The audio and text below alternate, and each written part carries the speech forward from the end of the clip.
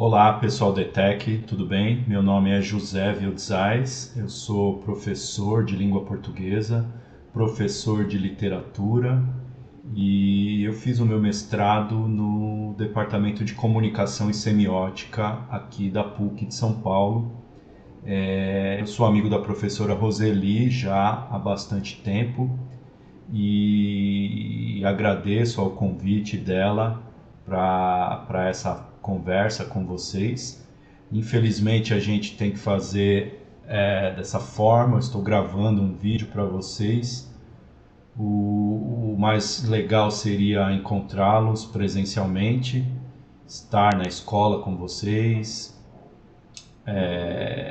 E a segunda possibilidade seria a gente fazer um encontro pelo Meet, pelo Zoom, para que vocês pudessem interagir comigo, mas também não conseguimos o horário, né? O horário em que vocês têm aula, eu também tenho aula, então a solução que eu e a Roseli encontramos foi gravar esse vídeo. No final da apresentação eu vou deixar o meu contato e se vocês tiverem perguntas para fazer, vocês podem encaminhar essas perguntas para mim pelo e-mail ou pelas redes sociais ou então para a professora Roseli, que ela passa para mim e eu responderei com o maior prazer, tá bom? Bom, a gente vai falar de semiótica, então eu não sei o que vocês conhecem, me parece que a professora Roseli já falou um pouco de semiótica com vocês, então eu vou fazer uma apresentação, claro, que é bem geral, bastante apoiada em uma única linha da semiótica, porque existem várias, e espero que seja legal, espero que eu possa contribuir aí com os estudos de vocês, tá legal? Então vamos lá. Tá aí a semiótica, olha a representação da semiótica aí, vocês conhecem essa figura? Quem é esse cara aí? É o Camões, vocês sabem que o Camões ficou cego de um olho, né? Então semiótica é isso, é metade da visão, semiótica. Olha como é fácil a semiótica, não é? Não é nada disso, pessoal, brincadeira. Eu vou começar a minha exposição aqui com uma leitura, com a literatura, que eu sou escritor, eu também sou professor de literatura e a literatura é uma linguagem. Eu fiz um estudo de semiótica tendo como objeto um livro da Clarice Lispector. Então, a literatura ela tem tudo a ver com a semiótica. Eu vou ler um trecho de um livro, depois eu vou dizer que livro é esse, e é como se fosse uma epígrafe, tá bom? Uma epígrafe para abrir essa conversa. Pode ser que na primeira leitura ela fique um pouco solta. O trecho é para falar de linguagem. Então hoje nós vamos falar bastante de linguagem e de comunicação. Tudo isso às vezes pode até se confundir.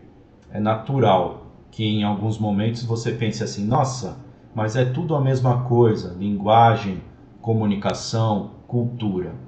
Porque realmente esses conceitos eles interagem, eles estão muito próximos.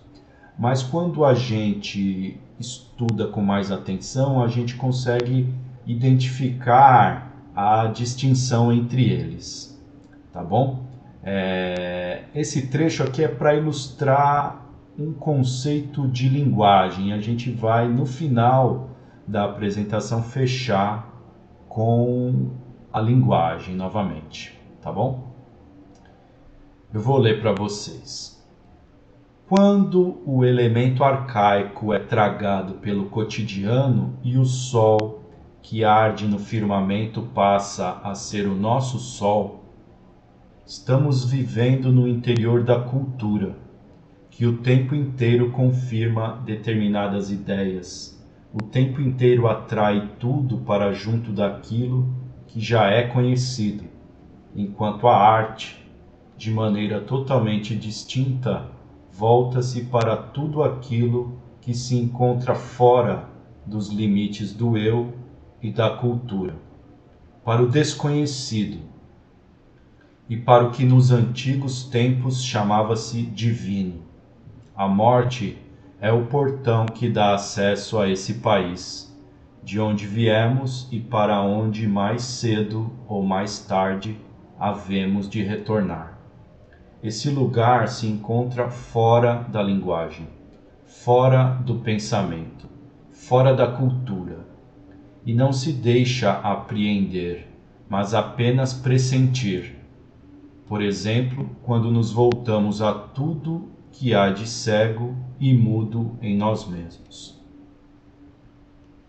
E isso está sempre lá, mesmo quando tomamos o café da manhã em uma manhã qualquer de terça-feira e o café está meio forte demais e a chuva escorre pela vidraça e o rádio está sintonizado no noticiário das 7 e o chão da sala está coberto de brinquedos.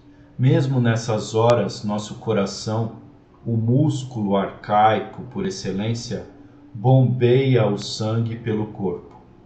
A cultura existe para que possamos fugir dessa perspectiva, para que possamos afastar os olhos do abismo sempre ao nosso lado.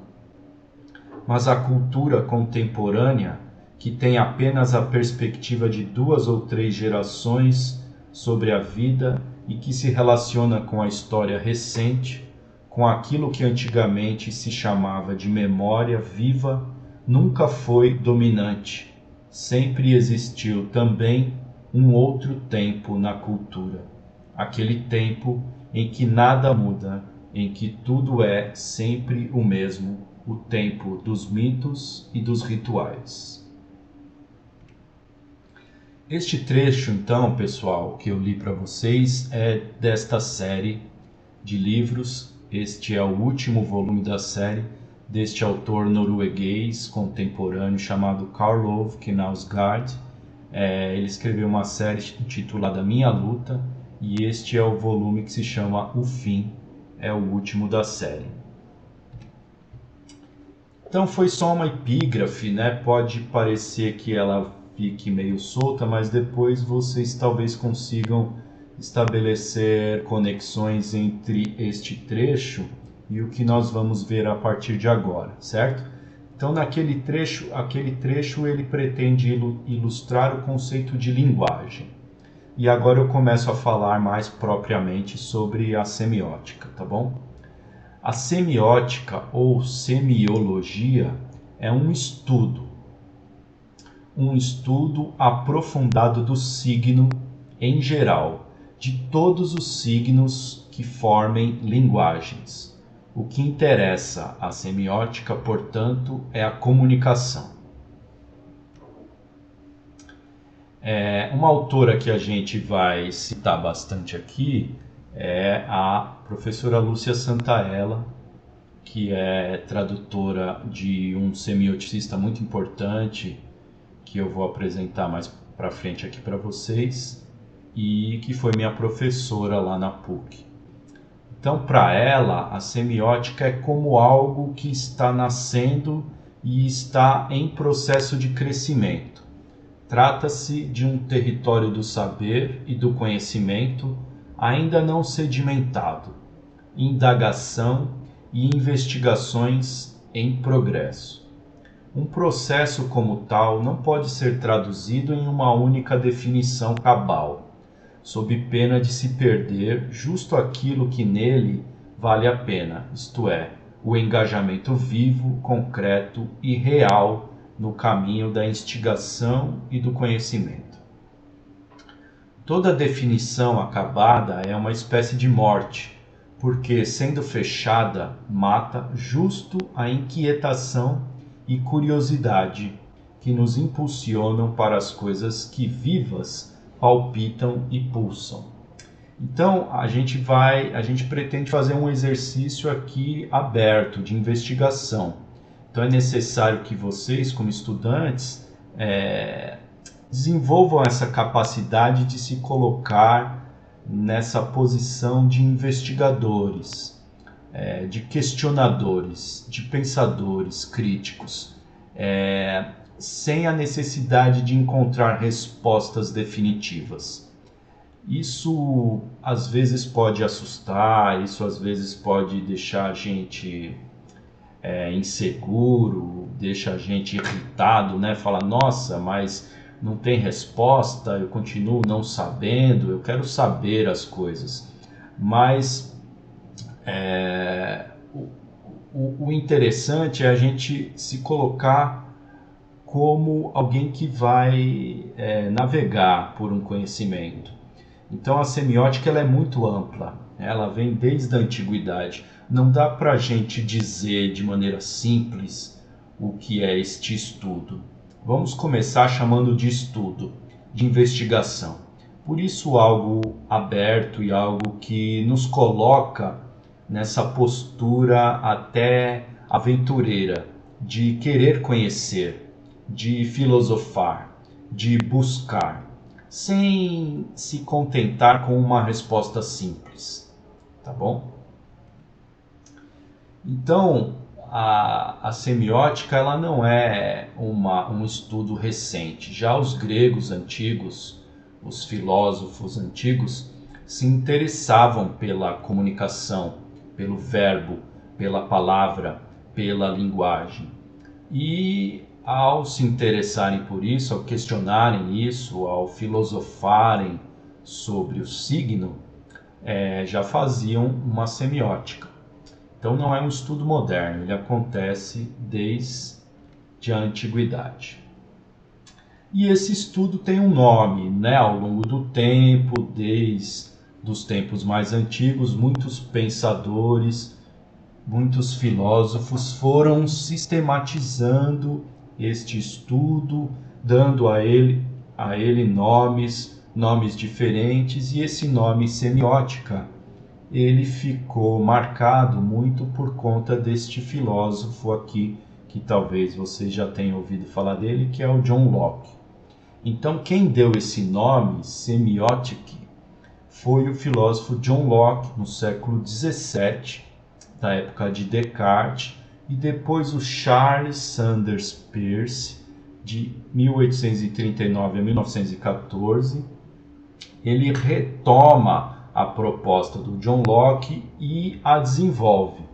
Para o Locke, os signos são indispensáveis para o pensamento. As ideias, por exemplo, são signos.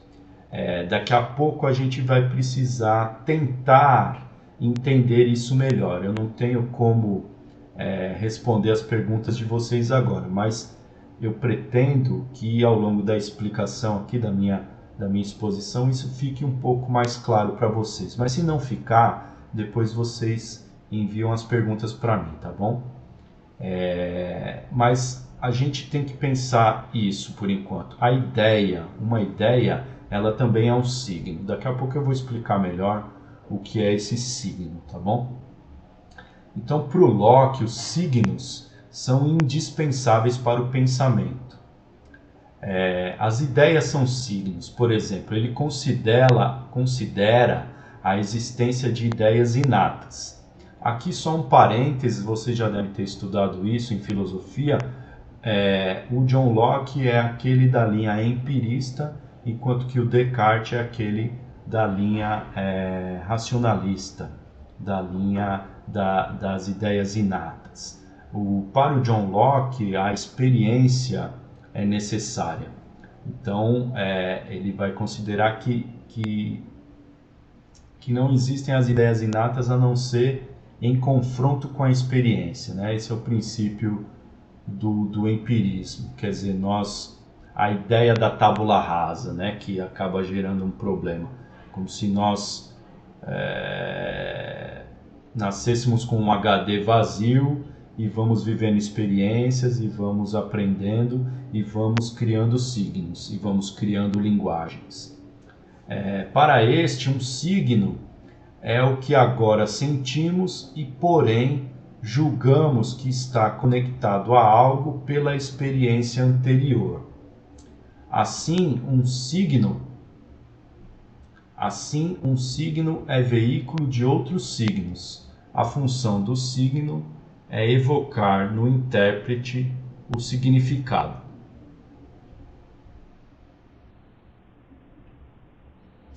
Então vejam só, signo de signo de signo. Vejam só o que a gente tem aí, né? A gente tem essa fala acontecendo agora, esse vídeo que vocês estão vendo e uma foto aí do momento em que eu estava ali no terceiro slide ainda preparando isso. Quer dizer, tem um signo dentro do outro, né? Uma imagem dentro da outra.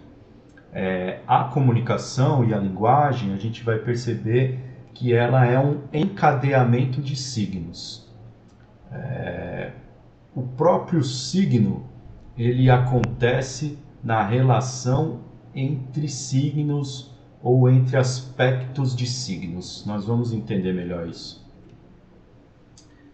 Compreender, interpretar, é traduzir um pensamento em outro pensamento, num movimento ininterrupto, pois só podemos pensar um pensamento em outro pensamento. É porque o signo está numa relação a três termos que sua ação pode ser bilateral. De um lado, dirige-se para alguém em cuja mente se processará sua remessa para outro signo ou pensamento onde seu sentido se traduz. E esse sentido, para ser interpretado, tem de ser traduzido em outro signo, assim até o infinito. Então, olha só. O que é o signo, né? Do que é que nós estamos falando? Nós estamos falando do zodíaco, é o signo do zodíaco, Câncer, Capricórnio, não é desse signo que nós estamos falando. Então vamos entender melhor o que é o signo na semiótica. Basicamente, signo é representação. Essa imagem ela ajuda bastante a gente a entender isso. Nós temos as coisas. Vamos usar essa palavra coisa, né? Tudo ao meu redor são coisas. A coisa ela não é linguagem ainda. A coisa ela não representa nada, a coisa sozinha, a coisa em si. Por exemplo, uma bola, né? Um copo, um aparelho celular, um par de óculos. As coisas existem e, como tais, são apenas coisas. A partir do momento em que eu, né, você, nós, o sujeito, se relaciona com a coisa, ela já passa a outro estado, ela já passa a outra categoria, ela já passa a categoria de objeto. Alguém já olhou para ela, um olhar já foi dirigido a ela. Então, no mundo as coisas existem como coisas. A partir da relação com os sujeitos, com os criadores de linguagem, os criadores de sentido, nós produzimos os sentidos. Eu não sei se vocês já pensaram nisso, mas é importante a gente pensar nisso. É interessante você pensar em você como sujeito criador de sentido. Se você vai ler um livro, se você vai ver um filme, o sentido não está lá apenas. Tem gente que fala assim, eu não entendi o filme, eu não entendi esse filme, eu não entendi esse livro, eu não captei o sentido. Na comunicação, não é assim que as coisas acontecem. O sentido, ele depende de uma interação. O sentido ele depende de uma construção. O sentido ele depende do conhecimento prévio do sujeito, por exemplo. Então o sentido ele não existe ainda na coisa. Ele não existe puro num livro, num enunciado, numa propaganda, numa música. O sentido não está ali. O sentido está nessa interação entre a coisa que passa a ser objeto e o sujeito que traz em confronto à coisa toda a sua experiência de vida, que é formada de outros signos, de outras leituras, de outras linguagens, de outras significações para o mundo, para a vida que esse sujeito carrega. Então, a coisa, como está ali nessa imagem, ela não é um signo ainda, né? Ela é o princípio do signo, é a primeira idade, como nós vamos ver daqui a pouco nas categorias da semiótica peirciana, do Charles Sanders Peirce, que é aquele semioticista lá, apresentado pela Lúcia Santaella. Depois existe o representamen, que é o quê? Essa bola, tá vendo? Ela tá dentro do olho lá. Então é como se fosse a apreensão da coisa. Quando este olhar, quando este olho apreende a bola, se relaciona com a bola, começa a representação. Começa a haver uma representação. Então quando eu vejo uma bola, eu posso me lembrar da minha infância. Eu posso até sentir o chute que eu dava numa bola. Para outra pessoa, a bola não vai representar a mesma coisa. Ela pode lembrar dos jogos que ela vê pela televisão. Para outra pessoa, a bola não vai ser a bola de futebol, vai ser a bola de basquete.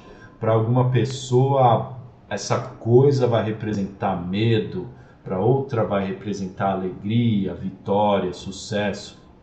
Então, nesse segundo momento, nesse olho, nesse segundo, é importante a gente falar disso, que vai aparecer depois, é uma segunda coisa, um segundo momento do signo, um segundo aspecto do signo, eu já tenho uma representação, né? O signo, a coisa já é apreendida, já existe uma relação. E dessa relação vai surgir um significado. Vejam que ali na imagem a bola já foi para dentro da cabeça do sujeito, né? Já foi para o cérebro.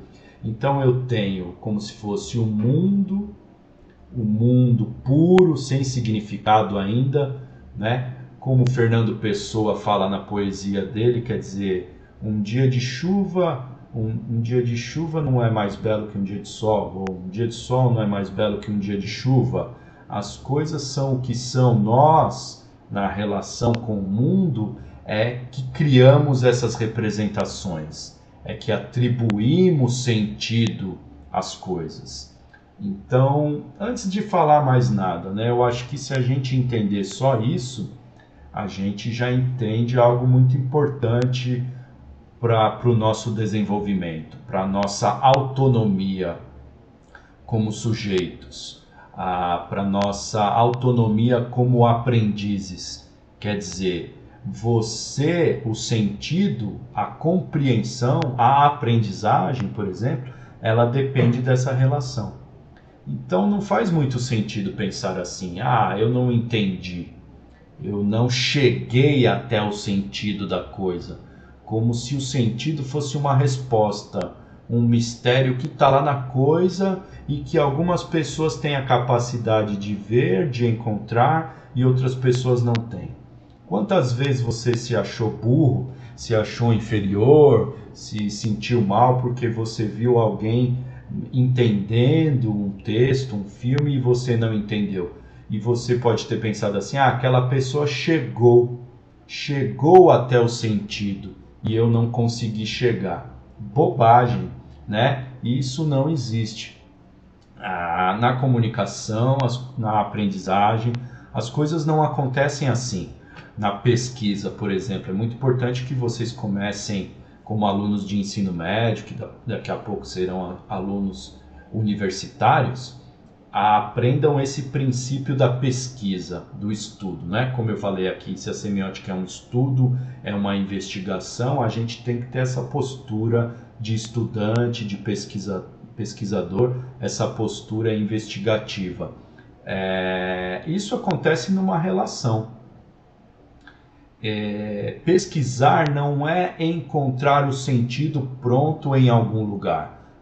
Eu jogo lá no Google, encontrei, pesquisei. Não, você só encontrou a coisa, agora você vai se relacionar com ela. Você vai ler, você vai confrontar aquilo com você, com o seu conhecimento prévio, com as suas experiências, até aquilo ter um significado dentro de você que pode ser completamente diferente do significado que haveria dentro de outra pessoa.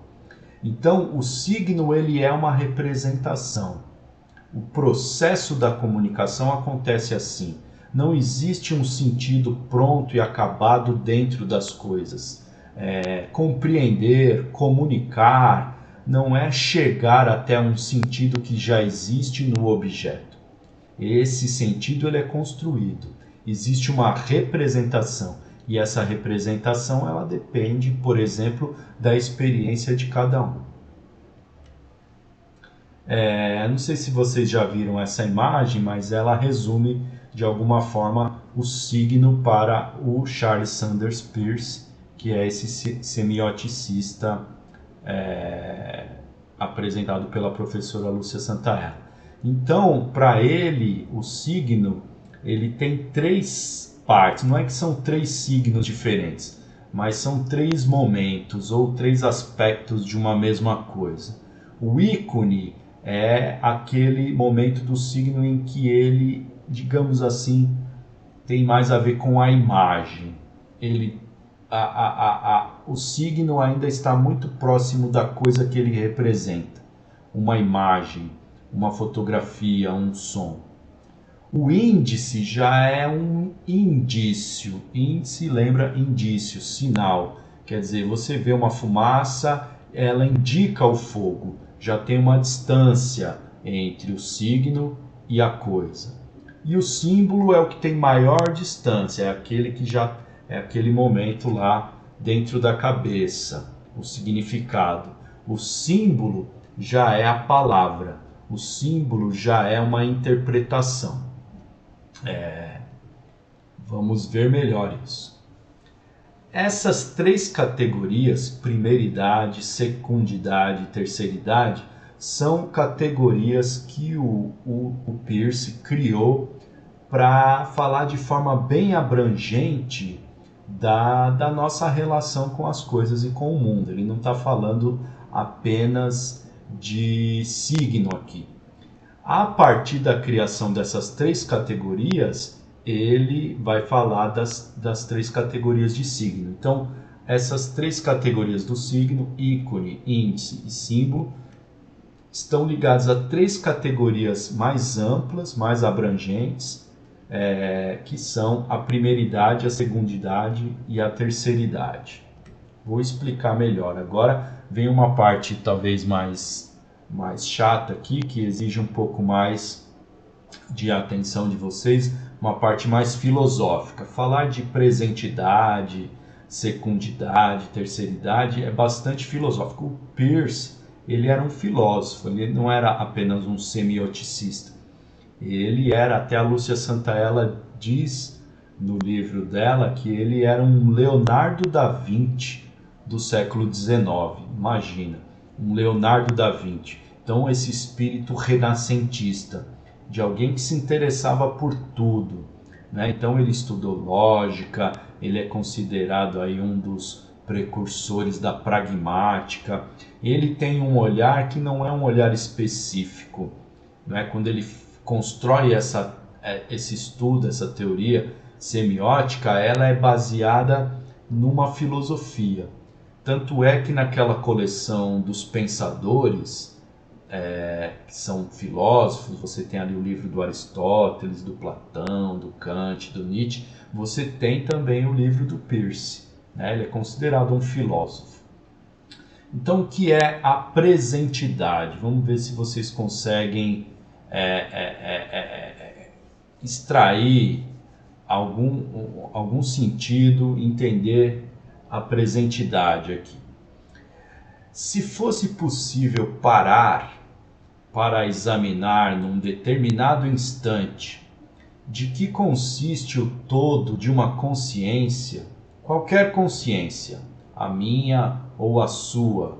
Isto é, de que consiste esse labiríntico lago sem fundo, num instante qualquer em que é o que é, em que é o que é, porque é tudo ao mesmo tempo.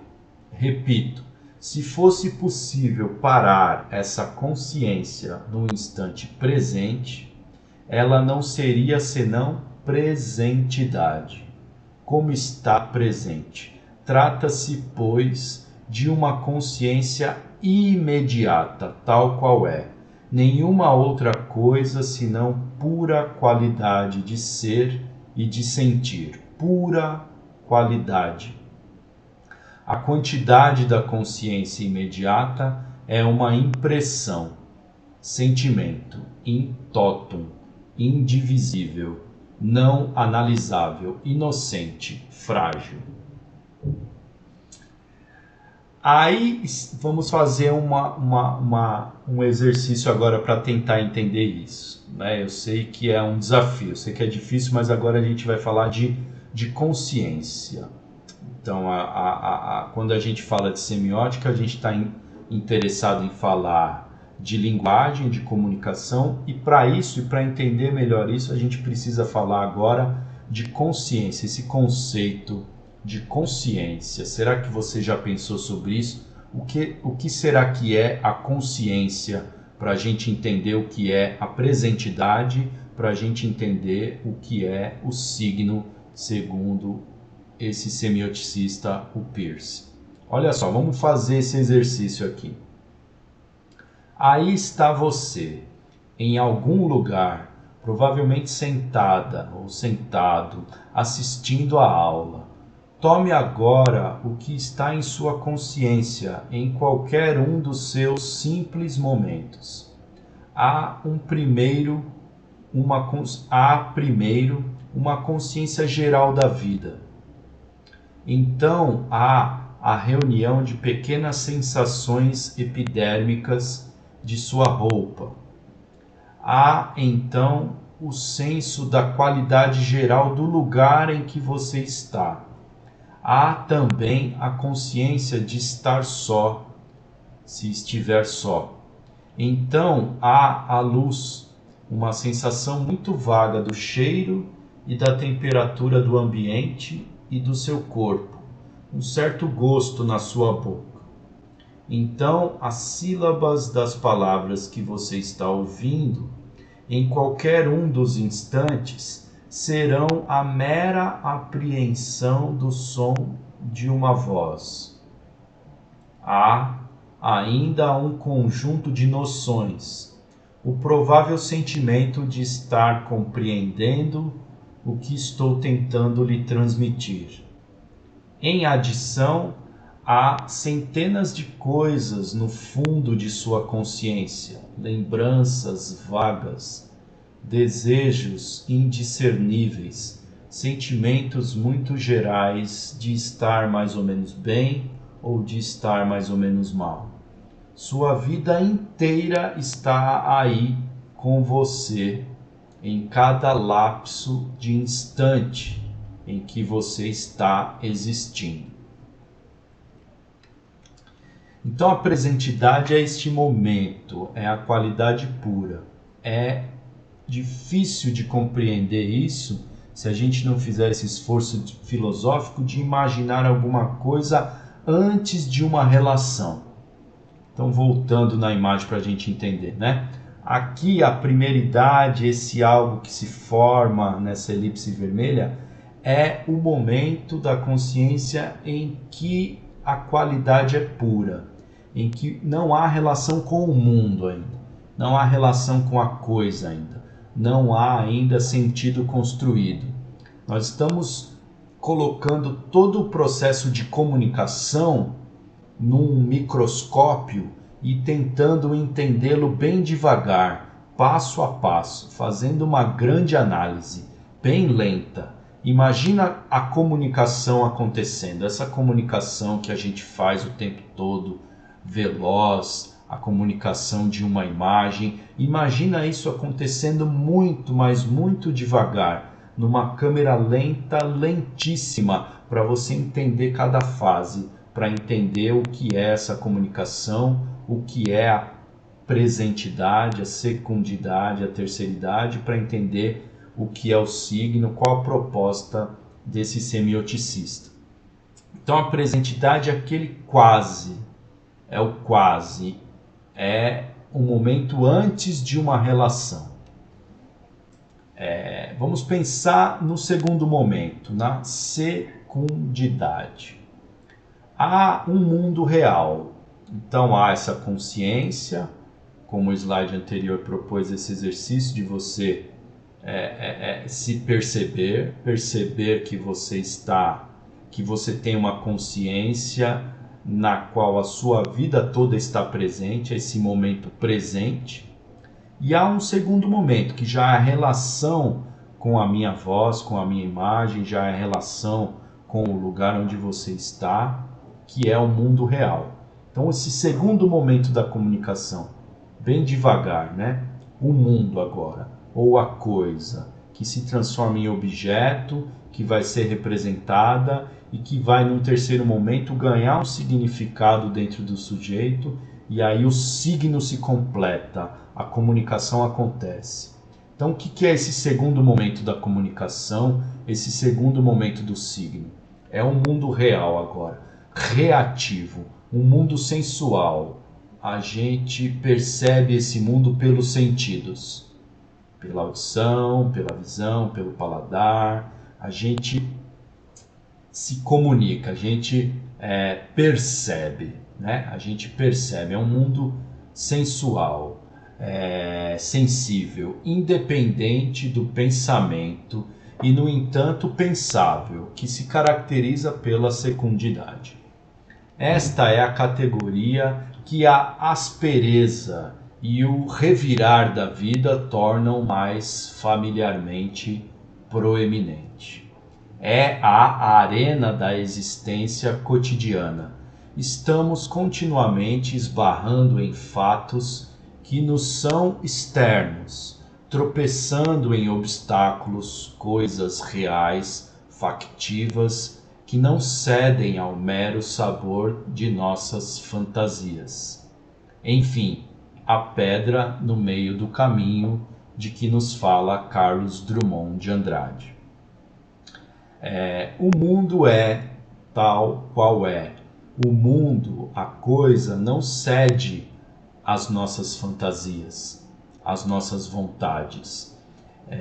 Como eu percebo esse mundo? Como eu transformo a coisa em uma representação de outra coisa? Entender isso é entender a semiótica. Como que eu crio representações? O signo é uma representação. Esse segundo momento é o momento da reação entre a coisa e a consciência e o mundo, para chegar num terceiro momento e criar o significado. A Lúcia Santaella dá como exemplo o trecho famoso do poema do Carlos Drummond de Andrade, uma pedra no meio do caminho, né? Uma resistência, uma coisa, eu tropeço, algo áspero, eu me relaciono com esse mundo e surge algo nessa consciência pura. A presentidade é a consciência pura, a qualidade pura, antes de ir para as coisas, antes de ir para o mundo. A secundidade já é uma aproximação, já é uma relação.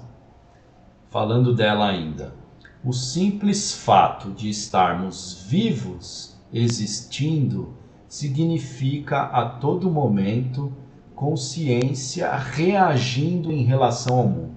Olha que interessante, né? Quantas vezes professores, pais, mães, familiares falaram para vocês: você tem que ter consciência, o jovem tem que ter consciência. O que é, afinal, a consciência? É uma relação, a consciência, ela depende de uma relação com o mundo. Olha o que diz aqui, né? O simples fato de estarmos vivos, existindo, significa a todo momento consciência reagindo em relação ao mundo. como você reage em relação à coisa? Como você reage em relação ao mundo? Como reagimos? Como a nossa consciência, que num primeiro momento é pura, reage aos estímulos do mundo, que são muitos diariamente, né? Nós somos seres comunicativos. Nós vivemos numa era da informação, da superinformação, do excesso de comunicação. Então nós somos afetados por esse mundo o tempo todo e isso constrói a nossa consciência. Então a fecundidade é isso, é essa relação entre uma consciência pura e o mundo. Existir é sentir a ação de fatos externos resistindo à nossa vontade. Olha que interessante, resistindo à nossa vontade, quer dizer, basta ter vontade, como muitos discursos, o discurso neoliberal, por exemplo, defende muito isso, não é? A ideia do sujeito que tem vontade, que prospera, que vence na vida por si só, porque é livre. Nós estamos vivendo muito essa discussão hoje, pessoas dizendo que são livres, que não usam máscara porque não querem, porque não obedecem ao lockdown, porque isso fere a vontade delas, a liberdade delas. Nós estamos vivendo essa confusão, né, entre o que é liberdade, o que é lei, né? O que é lei? A lei depende da vontade de indivíduos ou da vontade de um Estado, de uma coletividade. Então, olha o que está sendo dito aqui. Existir é sentir a ação de fatos externos que resistem à nossa vontade. Os fatos externos, a história, os acontecimentos, os fatos, os átomos, a chuva, o terremoto, um acidente de carro, a maré que sobe, um vírus, tudo isso resiste à nossa vontade, né? Nós podemos ter vontades diferentes das vontades do mundo. Esse encontro, esse choque, esse conflito, muitas vezes dificílimo, é o que vai criar significados. Então, o significado ele nasce de um processo de resistência, não é algo leve, não é algo que desliza de uma coisa para outra, né? A comunicação não é um deslizar simples, a aprendizagem, o estudo não é um deslizar simples, está aqui e passa para cá, né? A comunicação não é uma transferência de coisa, não é uma transferência de coisa. Por mais que a gente tenha essa ilusão da mídia eletrônica, eu passo mensagens para você, parece que a comunicação acontece quando eu transfiro coisas. Mas olha, o processo de comunicação é muito mais do que transferir. Existe um choque, não é? Existe algo contra a minha vontade, contra os meus desejos. Existe uma resistência na relação entre a consciência e o mundo. É por isso que, provavelmente, os fatos são denominados brutos. Fatos brutos e abruptos. Abruptos, não dependem da minha vontade. Há fenômenos, há coisas que acontecem independentemente da minha vontade. Assim é a cultura, por exemplo, né? Vamos lembrar lá do trecho inicial que eu li. Ele fala da cultura, ele fala da linguagem, ele fala de algo que está além do nosso pensamento. Algo que está além do nosso pensamento. Algo que está além da nossa vontade. Eu acho isso muito importante, porque primeiro eu acho que isso faz bastante sentido. Isso eu vou considerar científico, e hoje nós vivemos uma crise dos valores científicos e da própria consciência.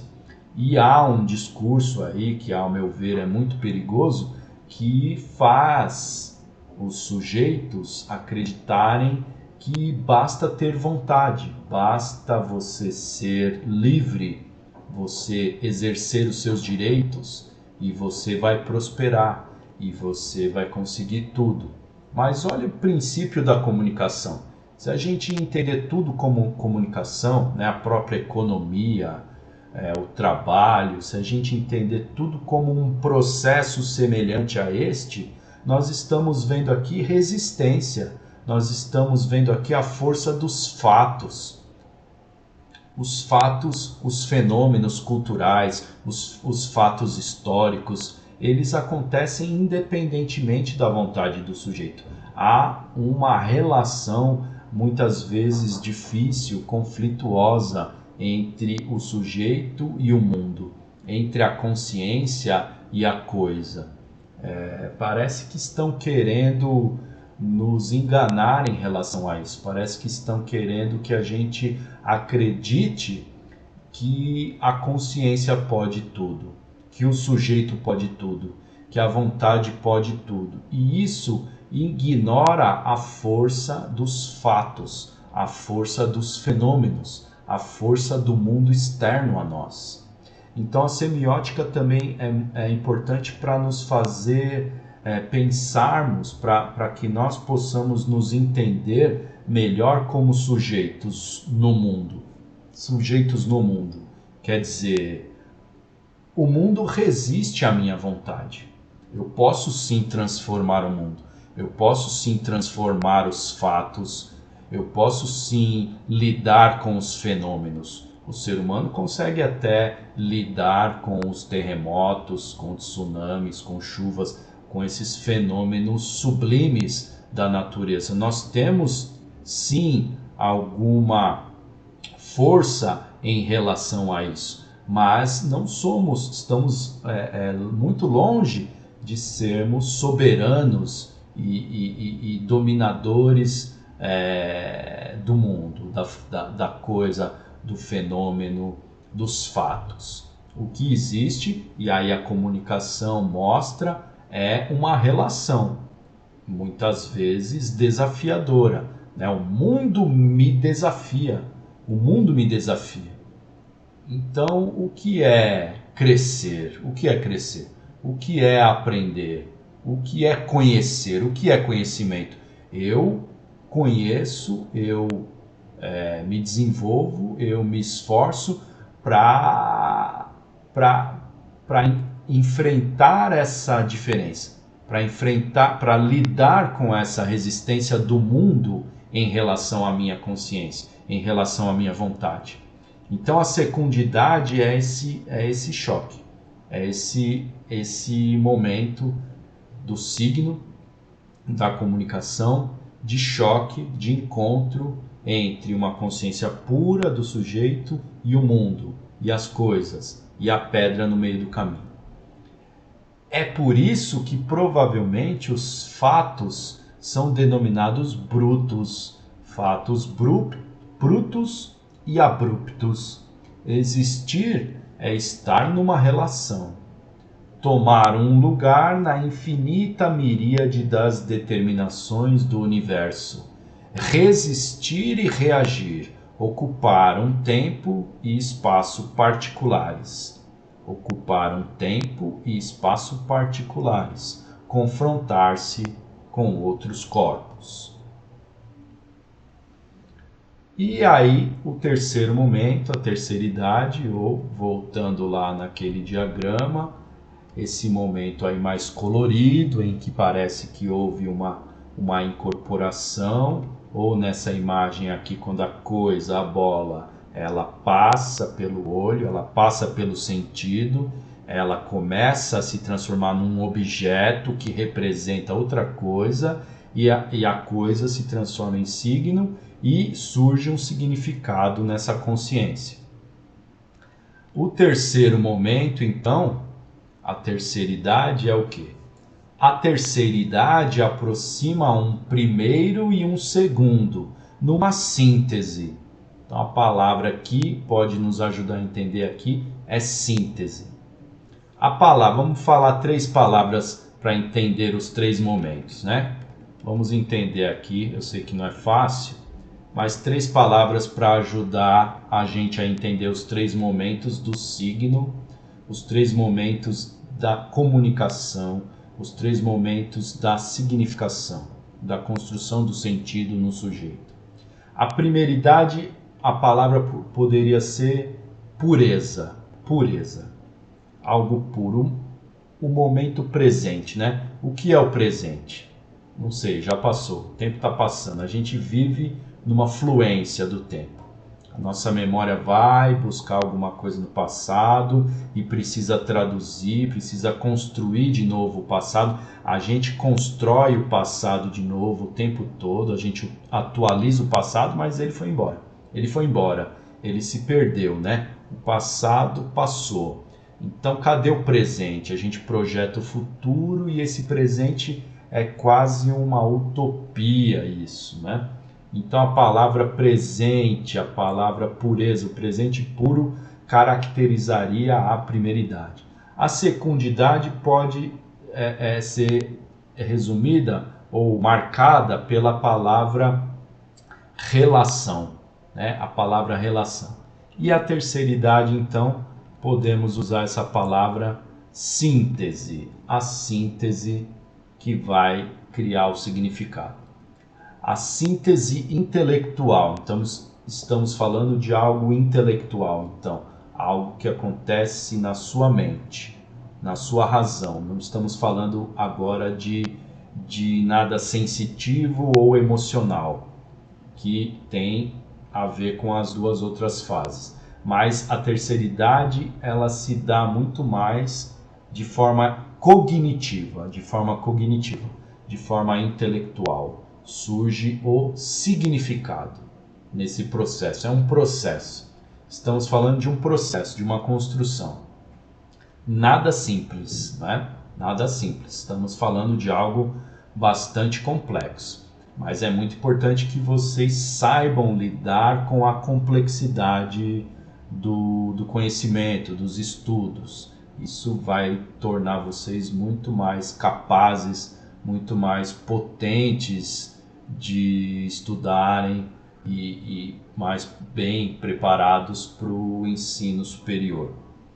É uma síntese intelectual correspondente à camada de inteligibilidade ou pensamento em signos. Pensamento em signos. O que é o pensamento, né? Vamos fazer um parênteses aqui. Você pensa por meio de signos. Ou você pensa por meio de palavras, ou tem uma voz aí na sua consciência falando com você e é o seu pensamento.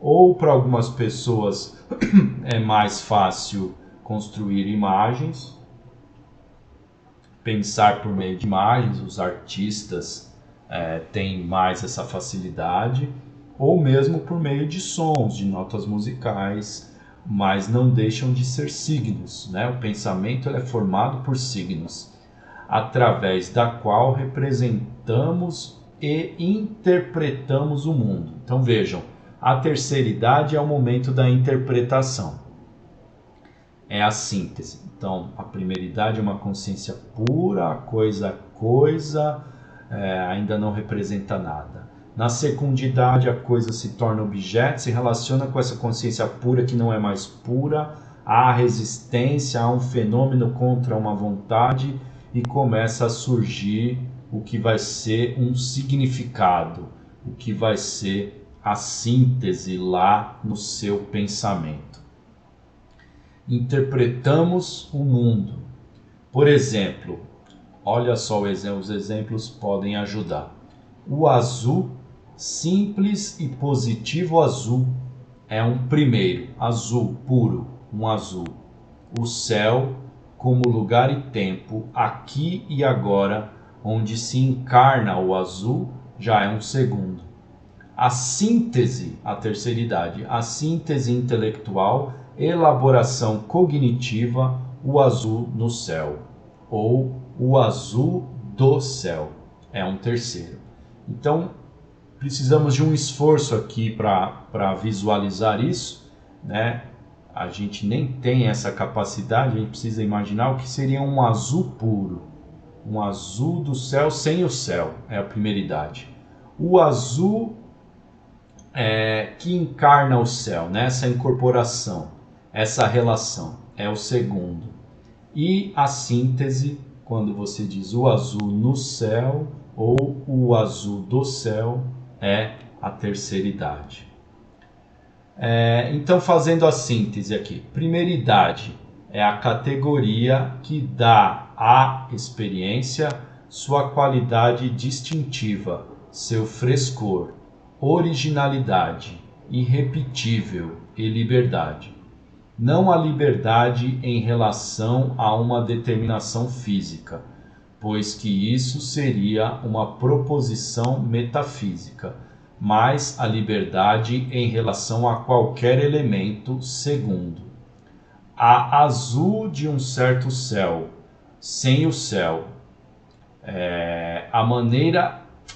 a mera e simples qualidade do azul, que poderia também estar nos seus olhos. Só o azul é aquilo que é, tal qual é, independente de qualquer outra coisa, mas, ao mesmo tempo, primeiridade.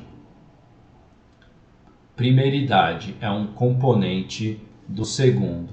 Secundidade é aquilo que dá à experiência seu caráter factual, de luta, de confronto, ação e reação, ainda em nível de binariedade pura, sem o governo da camada mediadora da intencionalidade, razão ou lei. Terceiridade, já o olhar interpretativo, abstração regida pela lógica. Então aqui eu tentei fazer uma síntese desses três aspectos do signo. E aí, continuando aqui, olha o que diz a Lúcia Santaella a partir do Peirce, para a gente entender melhor o que é o signo. Então, um signo, ele tenta representar, em parte pelo menos, um objeto que é, portanto, num certo sentido, a causa ou determinante do signo. Então vejam só, a coisa causa o signo, né? A coisa causa o signo, a causa ou determinante do signo, mesmo se o signo representar seu objeto falsamente. Mas dizer que ele representa seu objeto implica que ele afete uma mente, de tal modo que, de certa maneira, determine naquela mente algo que é mediatamente devido ao objeto.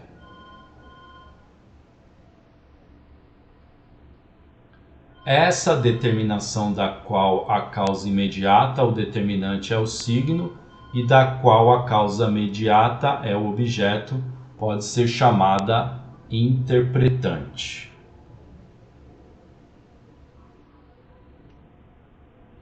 O signo é uma coisa que representa uma outra coisa, seu objeto. Ele só pode funcionar como signo se carregar esse poder de representar, substituir outra coisa. Substituir uma outra coisa diferente dele. Ora, o signo não é o objeto, ele apenas está no lugar do objeto. Portanto, ele só pode representar esse objeto de um certo modo e numa certa capacidade. Por exemplo, a palavra casa, o esboço de uma casa, a planta baixa de uma casa, a maquete de uma casa, ou mesmo o seu olhar para uma casa, são todos signos do objeto casa.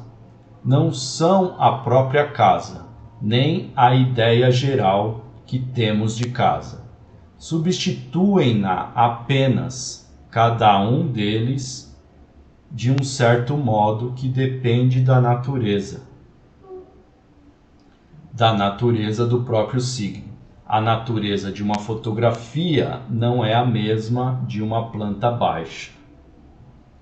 Então aqui eu acho que esse exemplo aqui da maquete, da casa, pode ajudar a gente a entender o signo, né? Então quer dizer, a palavra, a pintura, o desenho, o filme, a fotografia, o esboço, a planta baixa, a maquete, o seu olhar sobre a casa, todos esses são exemplos de representações da casa. E nenhum deles é a casa.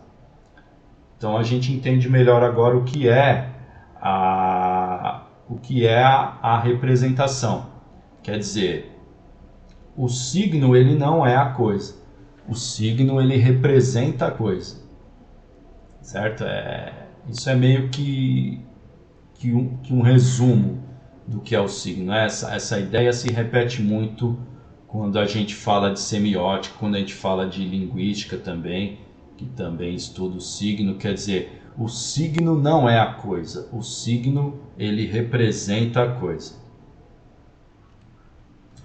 E por falar em mente, né? Então, já que a gente falou desse sujeito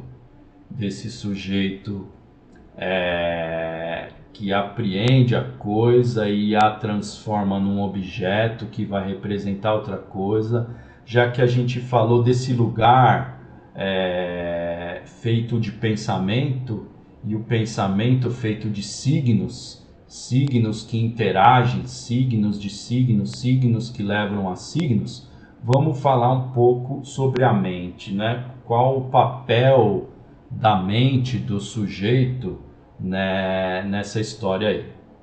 Então olha só, cientistas já no início da década de 80 descobriram uma onda cerebral que lhes permitiu observar o funcionamento da mente e até da consciência. Esta sutil onda cerebral só aparecia quando um indivíduo descobria uma falta de sentido no final de uma frase comum. A faxineira varreu o chão com réguas. A onda aparecia registrada numa tela logo que a mente reagia ao absurdo. Tratava-se então de uma sutil assinatura elétrica na mente humana. Esse assunto da semiótica vai nos fazer pensar também no funcionamento da mente. Como que nesse processo de produção de representações e de sentidos a mente funciona. Então, o estudo do cérebro, a neurociência que vem se desenvolvendo muito, ela contribui para uma evolução da semiótica. Por isso que é um estudo em aberto. Se ele acontece desde os gregos não tinham a condição de estudar a mente humana em funcionamento, o cérebro com a tecnologia que existe hoje, a capacidade que você tem hoje de monitorar o cérebro, eles não tinham. Então hoje você pode descobrir muito mais sobre a comunicação estudando também a mente, estudando também o cérebro do sujeito. Para haver informação é preciso haver novidade. Então olha só, melhorando a qualidade da compreensão desse sentido do signo. Essa representação ela não é neutra, como eu já falei antes. O significado que vai chegar nesse terceiro momento, ele varia de mente para mente, varia de sujeito para sujeito. Então não é um simples comunicação, não é passar informação, transmitir, pegar a coisa, colocar dentro do olho, colocar dentro do cérebro, passar de um lugar para o outro. Nós estamos falando de uma mudança de qualidade. Então olha o que é o signo, ele não é igual. Se no princípio do conceito de signo, a gente disse anteriormente, o signo não é a coisa, O signo, ele representa a coisa. O signo, ele é uma representação. E essa representação, ela não é unívoca, ela não é sempre igual, né? Então, olha só. Em relação à experiência do slide anterior. A citada experiência científica comprova hoje, mais do que nunca, que além de a vida do homem moderno ser totalmente regida por signos, os meios de comunicação empenham-se numa luta contra a estereotipação da linguagem diária. Uma vez que, quanto mais previsível for uma mensagem, tanto menor será a informação dessa mensagem. Isto não é nenhuma novidade. Compare-se uma frase comum como "ponha um vaso sobre a mesa" com a famosa e bem antiga frase de propaganda "ponha um tigre no seu carro". Então aqui é uma propaganda antiga, não sei se vocês conhecem, eu nem sei se existe mais esse posto de gasolina, Esso. Havia essa gasolina Esso, como Shell, BR e outras, e o símbolo, né, a logomarca deste posto de gasolina era um tigre. Então a propaganda dizia: ponha um tigre no seu carro. Vamos pensar agora nessa comunicação da propaganda. Há um duplo sentido aí.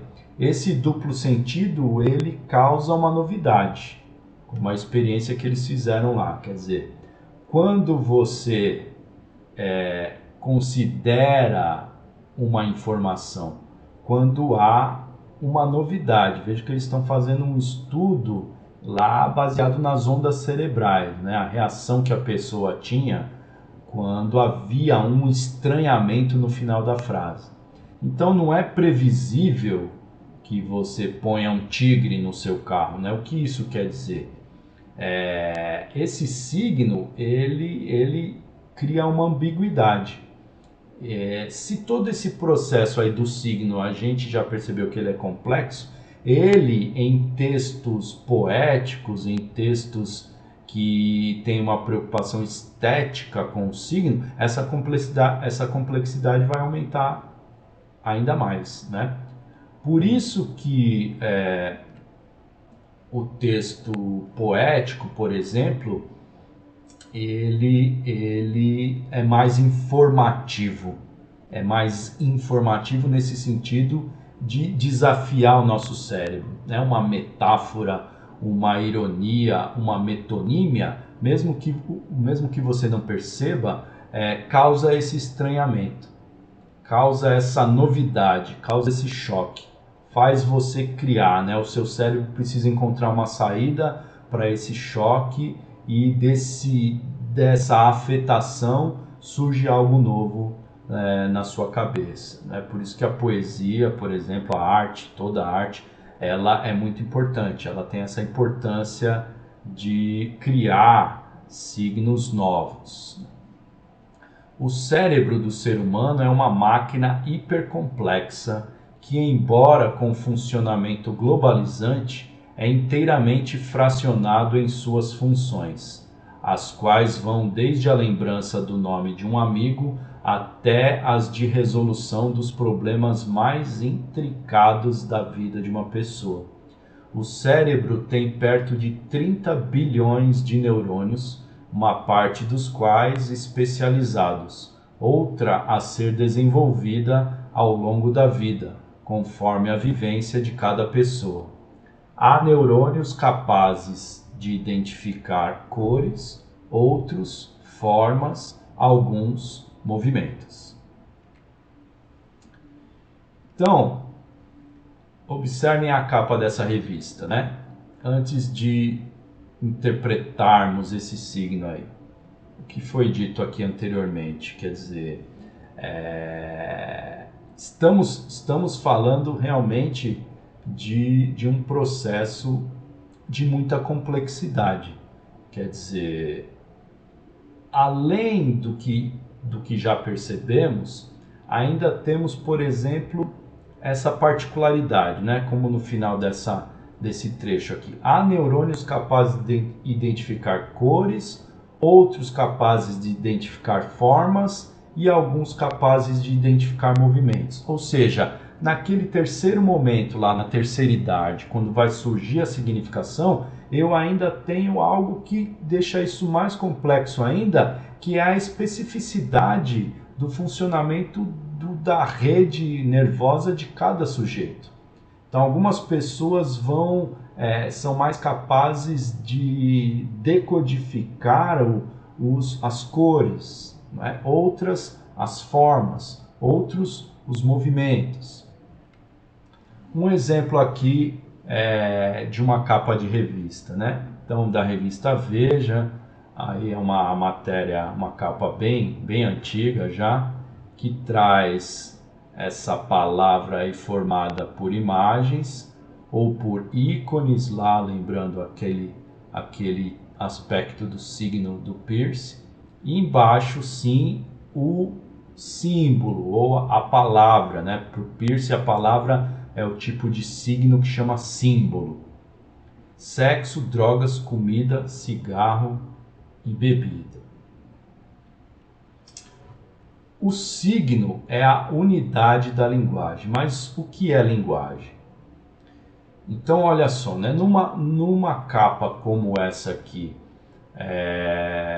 nós temos ali uma palavra formada por imagens. Para o Peirce, o ícone, por exemplo, uma mulher, né, formando a letra V ali nessa posição, há uma possibilidade aí muito grande de interpretações aí, né? Eu posso falar, olha, a mulher sendo colocada ali como objeto, ali é muito preconceituosa essa imagem que a Veja usou ali, de querer mostrar a mulher com a perna aberta ali, o donut ali mordido formando uma letra C. Todos esses signos são do tipo ícone. Para o Peirce existe a palavra, então a palavra embaixo ali, né? Sexo ou droga, embaixo da seringa, comida, a palavra comida embaixo do donut mordido, cigarro embaixo de cigarro, bebida, a palavra bebida embaixo da imagem do copo de uísque. Essas palavras, quer dizer, são já combinam mais com a terceira idade, com aquele momento da interpretação. Então ele chama isso de símbolo. Gera um pouco de confusão, porque a gente talvez esteja acostumado a chamar de símbolo uma imagem, né? Você fala a cruz é um símbolo, o semáforo é um símbolo, vermelho para, mas símbolo para o Peirce é quando já está na terceira idade. A palavra, por exemplo, ela precisa já ser interpretada, né? Ela precisa ser lida, e para ela ser lida, ela precisa ser decodificada, a pessoa precisa ter sido alfabetizada, precisa saber juntar as letrinhas que representam os sons. Então tem todo um processo mais longo para chegar lá na representação, no significado da representação. Isso ele chama de símbolo, né? O terceiro momento do signo. E aí, para a gente ir terminando aqui, eu prometi a vocês que ia terminar, comecei falando de linguagem e ia terminar falando de linguagem. O que é a linguagem? O que podemos falar acerca da linguagem? A linguagem é marcada por uma separação, por um duplo, né? Do que eu estou falando? Nós somos separados da coisa, nós somos separados do mundo. Então existe essa consciência pura no sujeito, e existe a coisa, e existe o mundo. A linguagem existe como uma forma de ponte entre essas duas coisas. Então ela é marcada por uma separação. O que é a intuição? O que é uma linguagem intuitiva? Quando essa consciência e a coisa são um só, né? Quando são um só.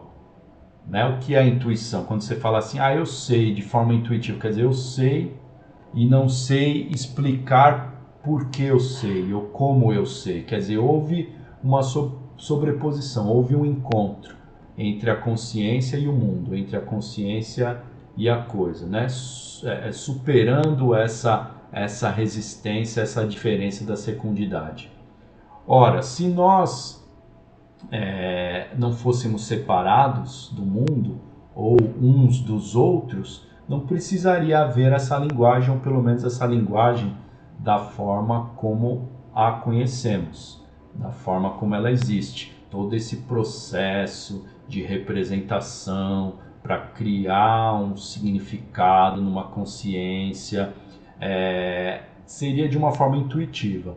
Então, esse é o princípio, ou essa é a causa da linguagem, né? Para a gente começar a pensar na linguagem, na comunicação, nós somos separados do mundo, nós somos separados uns dos outros e nós queremos atingir o mundo.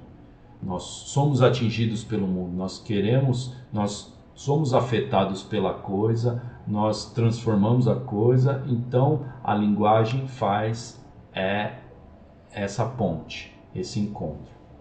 Por exemplo, segundo Jean-Pierre Vernant, os gregos criavam ídolos. Ídolos são aquelas estatuazinhas que a gente vê, por exemplo, naquele filme do Gladiador, quando ele cultuava lá os seus antepassados por meio daquelas estatuazinhas, são os ídolos. Os gregos criavam esses ídolos a fim de fazer ver o invisível, designar um lugar em nosso mundo a entidades do além, inscrever a ausência na presença. Quer dizer, por que existe linguagem de novo? Se a gente quer pensar no signo, se a gente quer fazer semiótica, a gente vai pensar no que é a linguagem. Por que existe linguagem? Para que existe linguagem? Por que a gente precisa da linguagem? Por exemplo, né? A linguagem ela faz uma relação entre a presença e a ausência, uma relação entre dois mundos, uma relação entre o presente e o passado, ou entre o presente e o futuro, uma relação entre o que está e o que não está, trazer da ausência para a presença, né?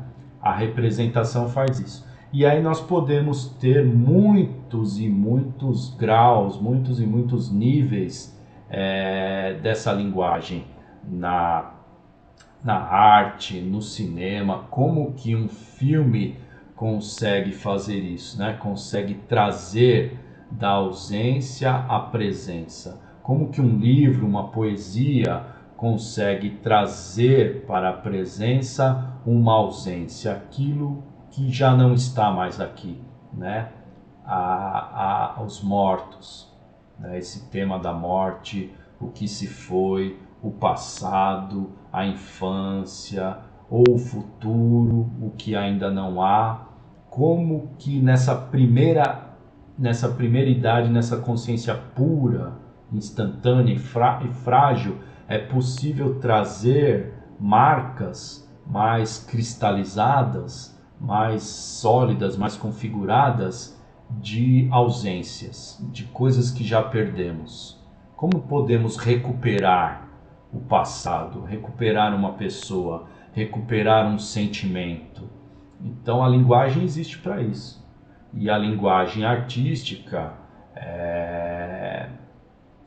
ela luta mais para que isso aconteça em nossa consciência, nos torna mais conscientes, né? A poesia, a pintura, a música, a estética, quando a linguagem ela não é apenas funcional, como a gente está fazendo agora, né? Eu estou só tentando conversar com vocês, explicar coisas, lidar com conceitos difíceis.